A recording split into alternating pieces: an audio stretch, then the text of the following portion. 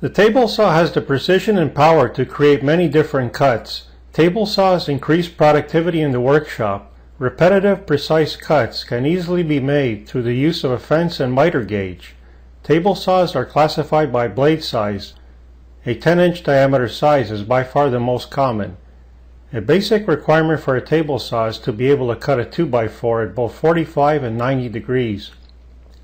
The table saw is basically a motor and arbor assembly attached to a cabinet. The arbor can either be direct drive or driven through a belt from a motor. Precise blade adjustments are performed through two hand wheels under the table. One wheel controls blade height, while the other hand wheel controls the angle of the blade. Attachments such as rip fences and miter gauges are available for the table saw. Shown is a large 3 horsepower cabinet saw. Cabinet saws are designed to run for long periods of time and therefore have more rugged components. Cabinet saws are very stable with next to no vibration. The front hand wheel adjusts the blade height, and the hand wheel at the side changes the angle of the saw blade. A magnetic starter switch enables the saw to be quickly shut down. The major components of a table saw are shown here. The metal enclosure holds the large table. On this table saw, the adjustments for the height and angle of the blade are opposite to the cabinet saw shown earlier. This particular table saw is basically a circular saw inverted and mounted in a metal enclosure. Safety features are also shown. The blade guard keeps fingers away from the blade area. The saw blade protrudes through a slot in the metal surface of a table saw. The blade in the table saw rotates clockwise, where the teeth are pointing towards the operator. A workpiece is fed into the saw from the front and into the saw blade. The direction of the workpiece and saw blade are opposite in direction. At the back of the blade, the saw blade rises and tends to lift the workpiece off the saw table. All precautions should be taken to ensure that the workpiece does not bind or become pinched on the saw blade. This condition can cause the saw blade to lift the workpiece up and launch it towards the front of the saw. This condition is also known as kickback. When a board begins to pinch or close on a blade, the likelihood of kickback increases considerably. Sawing often releases tensions in the board, and the saw curve could easily tighten up. A splitter or riving knife is located behind the saw blade and serves to keep the saw curve open while sawing. Splitters are either part of the blade guard assembly or available as independent units. When ripping on a table saw, a splitter should always be installed. Misadjusted fences can also cause a board to be pinched and pushed into the saw blade. A push stick should always be used to push the final few inches of a board through a saw blade. A rip fence used for ripping can be precisely located a measured distance from a saw blade. To rip a board, the board is fed between the rip fence and the saw blade. Repeatable cuts are possible using a rip fence. For cross-cutting, the board is placed against the fence of a miter gauge, which slides in a slot parallel to the saw blade. The board is then fed into the saw blade and cut at precisely 90 degrees. Through the use of stop blocks along a miter gauge fence, precise and repeatable cuts can be created. By lowering the saw blade to below the surface of a board, grooving and rabbiting can also be performed on the table saw. These are called non-through cuts. Shown is the technique for ripping a board using a fence, blade guard, and splitter. It is important to always stand to the side of the saw blade in the event that kickback occurs. The splitter ensures that the board being sawn does not pinch behind the blade, effectively removing the likelihood of kickback. In this photo, a smaller board is being fed through the table saw. The use of a push stick is shown. The push stick keeps fingers away from the proximity of the saw blade. When smaller workpieces are being fed through a table saw, the use of a push stick or push block becomes increasingly important. A miter fence with a wooden extension is shown here. The standard miter gauge provided with most table saws has a relatively small metal fence. To increase the capacity of the miter gauge, a wood fence can be attached as shown. The bearing surface is now considerably increased. The miter gauge rides in a small slot parallel to the saw blade. Certain adjustments and checks should be performed on a table saw prior to use. The checks and adjustments are listed here. Special jigs can be constructed to aid in cutting wood on a table saw. The sliding miter sled is one of these. This single runner sled slides in the miter gauge groove. The workpiece is held against the fence and the miter sled is moved forward as shown. Use of this sled is inherently safer than moving the workpiece into the saw blade. This miter sled has removable inserts for cutting different miter angles. The single runner miter sled shown here is very versatile. Boards can be cross-cut at precise measurements through use of a fence and stop block. The hands are kept away from the saw blade when using a miter sled. The auxiliary table keeps any offcuts from dropping onto the table and possibly catching on the saw blade.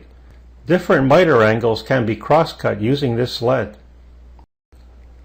Another view of the same sliding miter sled is seen here. The leftmost part slides forwards and backwards, safely bringing the workpiece into the saw blade. The two halves of the sliding miter sled are individually removable. The rightmost part does not slide and is used to keep offcuts above the table saw table.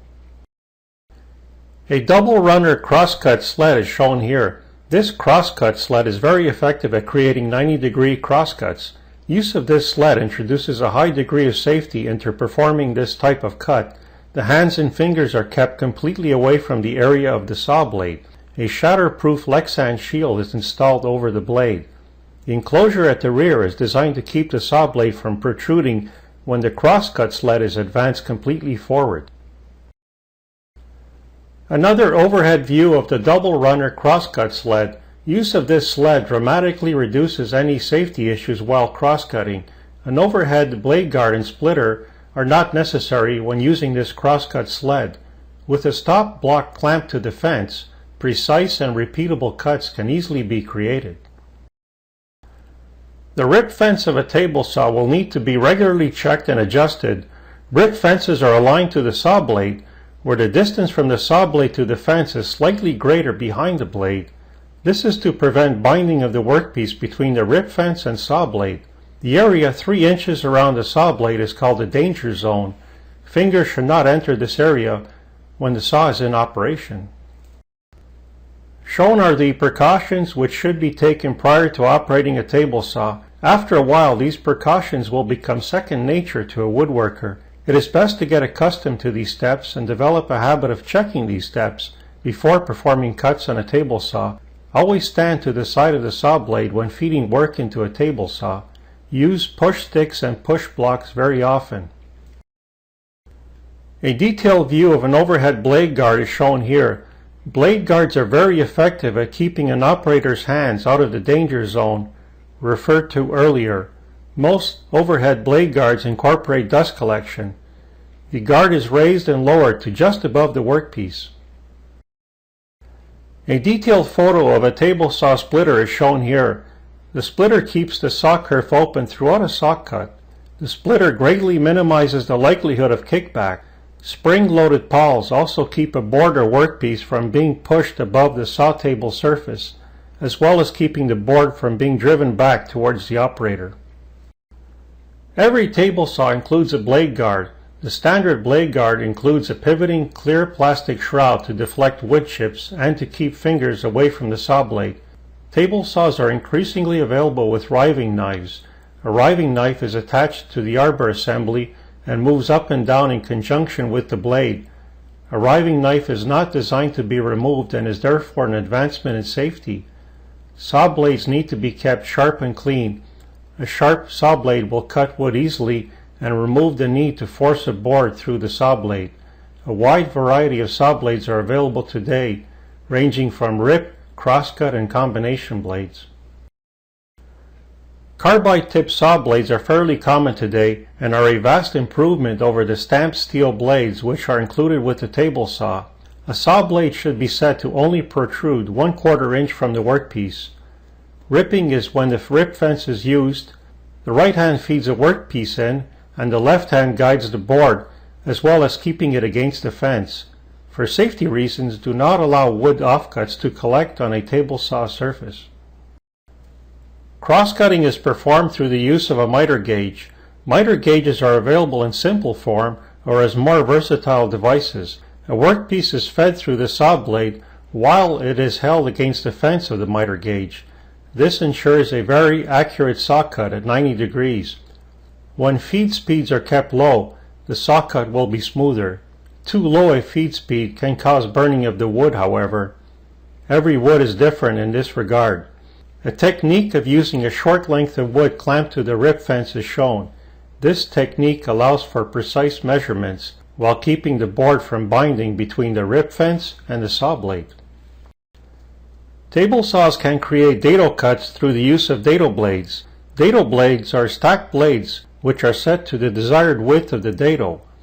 Dado blades are available in sets. The alternative to using dado blades is to make repeated cuts along a board until the width of the dado area is cut out. An example of creating a crosscut using the sliding miter sled is shown here. A board is placed against the fence at a measured distance and the sled is pushed through the saw blade. A stop block is used to make repeated cuts in multiple boards. It can be seen that the hands are safely away from the danger zone surrounding the saw blade.